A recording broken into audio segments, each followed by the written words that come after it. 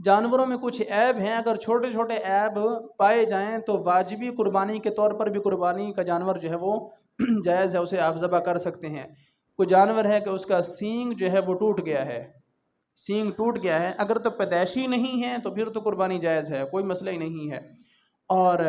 اچھا ہے بلکہ۔ البتہ اگر اس کے جانور کا سینگ جو ہے وہ ٹوٹ گیا ہے تو ٹوٹنے کا دو مطلب ہے، ایک ہے کہ اوپر سے خول اتر گیا ہے اور نیچے سے میخ جو ہے وہ باقی ہے، نرم سینگ جو ہوتا ہے وہ باقی ہے، تو اس کی قربانی جائز ہے، اس میں کوئی حرج نہیں ہے اور قربانی بالکل ٹھیک ہے۔ البتہ وہ اگر اس طرح ٹوٹا ہے کہ اوپر سے کور بھی اتر گیا ہے اور نیچے سے جو میخ ہے وہ بھی ٹوٹ گئی ہے تو پھر قربانی جائز نہیں ہے۔ اور ہر وہ عیب جو تہائی تک ہے اس کی قربانی جائز ہے۔ بڑا عیب جو ہے، چھوٹے عیب کی صورت میں تو ویسے ہی قربانی جائز ہے، اور جو بڑا عیب ہے اس میں تہائی تک جو ہے وہ عیب ہو تو قابل برداشت ہے اور قربانی جائز ہوگی۔ اگر تہائی سے بڑھ جاتا ہے تو پھر اس کی قربانی جو ہے وہ جائز نہیں ہوگی۔ آپ اس کو وصیت کی نشانی کے ساتھ یاد رکھیں کہ مرتے ٹائم جس طرح بندہ تہائی مال تک وصیت کر سکتا ہے، تہائی سے زیادہ کی وصیت کرے گا تو وصیت جائز ہی نہیں ہوگی۔ اسی طرح جانور کا عیب جو ہے وہ تہائی تک ہے تو قربانی جائز ہے، اور اگر تہائی سے زیادہ ہے تو پھر اس کی قربانی جو ہے وہ جائز نہیں ہے۔ اب وہ جانور کہ جن کی قربانی جائز نہیں ہے، اندھا جانور، اس کی قربانی جائز نہیں ہے، اور پھر اسی میں وہ جانور آئے گا کہ جس کی بینائی تہائی سے زیادہ جو ہے وہ کم ہو گئی ہے، تہائی سے زیادہ جو ہے وہ کم ہو گئی ہے تو اس کی قربانی بھی جائز نہیں ہوگی۔ یا ایسا جانور کہ جس کی ایک آنکھ کی بینائی بالکل ختم ہو گئی ہے، کوئی چوٹ لگی ہے، کوئی زخم آیا ہے، اس کی آنکھ کی بینائی ختم ہو گئی ہے، اب چونکہ جانور کی دو آنکھیں ہیں، دونوں میں سے ایک چلے گی تو 50% جو ہے وہ ختم ہو گیا، آدھا جو ہے وہ عیب پیدا ہو گیا، قربانی جائز نہیں ہے۔ اور اسی طرح جو ہے وہ اگر اس کی بینائی کم ہوئی ہے تو اگر تہائی تک ہے تو جائز ہے، اگر تہائی سے زیادہ جو ہے وہ نظر کم ہو گئی ہے تو اس کی بھی قربانی جائز نہیں ہوگی۔ اس کو چیک کرنے کا بھی طریقہ بتایا گیا ہے کہ جو صحت مند جانور ہے اس کو جو ہے وہ آپ دور سے گھاس دکھائیں تو کہاں تک اس کی بینائی جاتی ہے اور کہاں سے وہ گھاس کو دیکھ کر دوڑ پڑتا ہے، اور پھر وہاں پر نشان لگائیں۔ اور پھر جو بیمار جانور ہے جس کی بینائی کمزور ہے اس کو بھی اسی جگہ پر کھڑا کریں اور آگے سے جو ہے اس کے گھاس لے کر آئیں، پھر جہاں سے یہ گھاس کو دیکھ کر اس کی طرف دوڑتا ہے وہاں پر بھی نشان لگائیں۔ پھر اس ٹوٹل مسافت کو اور وہ جو پیچھے دونوں مسافتوں کے درمیان مسافت بچتی ہے اس کو چیک کریں کہ جو صحت مند ہے اس نے دور سے گھاس کو پہچان لیا اور دوڑ پڑا، اور جس کی بینائی کم ہے اس نے جو ہے وہ گھاس قریب آیا تو پھر پہچانا اور پھر اس کی طرف دوڑا، تو اگر وہ فاصلہ جو ہے وہ تہائی تک ہے تو اس کی قربانی جائز ہے، اور اگر تہائی سے زیادہ ہے تو پھر اس کی قربانی جائز نہیں ہے۔ یہ اس کا طریقہ ہے چیک کرنے کا۔ اور اسی طرح جو ہے وہ لنگڑا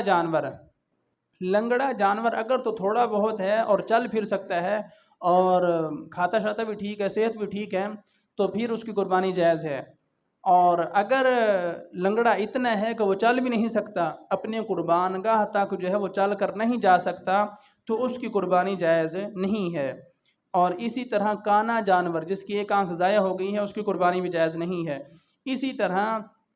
بے حد دبلا پتلا بالکل کمزور، اور ایسا یوں سمجھیں کہ یا تو وہ کھاتا نہیں ہے یا وہ بیمار ہے، دونوں صورتوں میں اگر ایسا بیمار ہے جو صحیح طرح کھا نہیں سکتا اور کمزور ہو گیا ہے، یا ویسے ہی وہ کمزور ہے اور بہت زیادہ کمزور ہے تو اس کی بھی قربانی جائز نہیں ہے۔ اور کان کٹا ہے، دم کٹا ہے، اور دانت ہیں اس کے ٹوٹے ہوئے، یعنی ضرورت سے زیادہ جو ہے اس کے دانت ٹوٹ گئے ہیں، سارے ٹوٹ گئے ہیں، اس میں بھی تہائی تک جو ہے وہ دیکھا جائے گا۔ کان کٹا ہے، تہائی تک کان کٹا ہوا ہے تو قربانی جائز ہے، تہائی سے زیادہ کٹ گیا ہے تو پھر جائز نہیں ہے۔ اسی طرح دم ہے تو دم بھی تہائی تک کٹی ہوئی ہے تو قربانی جائز ہے، تہائی سے زیادہ کٹ گئی ہے تو قربانی جو ہے وہ اس کی جائز نہیں ہوگی۔ اسی طرح تھن کٹا، کسی کا تھن کٹا ہوا ہے تو 4 تھن ہیں جانور کے جس کے، اس کا اگر ایک کٹا ہوا ہے تو قربانی جائز ہے، کیونکہ چاروں میں سے ایک کٹ جانا یہ تہائی سے کم ہے، یہ چوتھائی ہے، اور चौथाई जो है वो तिहाई से भी कम होती है तो उसकी कुर्बानी जायज़ है। यानी ऐसा जानवर कि जो उसके 4 थन हैं उसमें से एक थन कटा हुआ है तो उसकी भी कुर्बानी जायज़ है। अगर 2 कटे हुए हैं तो चूँकि ये तिहाई से ज़्यादा हो गया है ऐब, इसकी कुर्बानी जायज़ नहीं है। अलबत्ता ऐसे जानवर के जिनके थन ही 2 होते हैं, बकरी है इसके 2 थन हैं और दोनों में से कोई एक कट गया है तो ये तिहाई से ज़्यादा ऐब है, ये आधा ऐब है, तो इसकी कुर्बानी जो है वो जायज़ नहीं होगी। इसी तरह थन का सूख जाना इसकी भी कुर्बानी जायज़ नहीं है, और अगर तिहाई से ये जो है वो ज़्यादा है। और ये जो बड़े बड़े ऐब हैं इन सूरतों में जो है वो नाक कटा हो गया, नाक की सूरत में भी उसकी कुर्बानी जो है वो जायज़ नहीं होगी। पैदाइशी बेकान है, ऐसा पैदा हुआ कि उसके कान ही नहीं है, तो ये भी ऐब है और बड़ा ऐब है, इसकी वजह से इसकी कुर्बानी जो है वो जायज़ नहीं होगी। और ऐसा जानवर कि जो गिलाज़त खाता है, सिर्फ़ और सिर्फ गिलाज़त ही खाता है, तो उसकी कुर्बानी भी जायज़ नहीं है। अगर उसकी कुर्बानी करनी है तो फिर उसे गिलाज़त से बाज़ रखें, वो गिलाज़त छोड़ेगा तो फिर जाकर जो है वो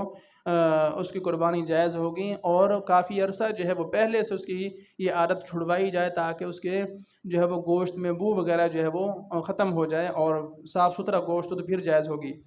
और बीमारी जो हल्की फुल्की है तो उस सूरत में कुर्बानी जायज़ है। जो ज़्यादा बीमार है कि जिसकी वजह से खाना पीना जो है वो कम कर देता है या छोड़ देता है, तो उसकी जो है वो कुर्बानी जायज़ नहीं है। और इसी तरह लंगड़ा है लेकिन हल्का फुल्का है, चल फिर लेता है, कुर्बानगाह तक जो है वो चल कर जा सकता है, तो उसकी भी कुर्बानी जायज़ है। और कान है, नाक है, दुम है और इसी तरह बाकी जो चीज़ें हैं तिहाई से ज़्यादा जो है वो नहीं कटे होने चाहिए, तिहाई से ज़्यादा हैं तो फिर जायज़ नहीं है। और ये ऐब छोटे ऐबों में ये चीज़ें शुमार की जाएंगी, ये नहीं कि 4 टांगें हैं तो एक टांग कटी हुई हो तो कुर्बानी फिर भी जायज़ नहीं होगी, क्योंकि ये ऐब बड़ा ऐब है और छोटे ऐबों में वो तिहाई तक जो है वो जायज़ है। और जो बिल्कुल हल्का फुल्का ऐब है उसकी जो है वो कोई परवाह नहीं है, उसके बगैर कुर्बानी जो है वो जायज़ है, अगर हो भी सही तो फिर भी कोई मसला नहीं है।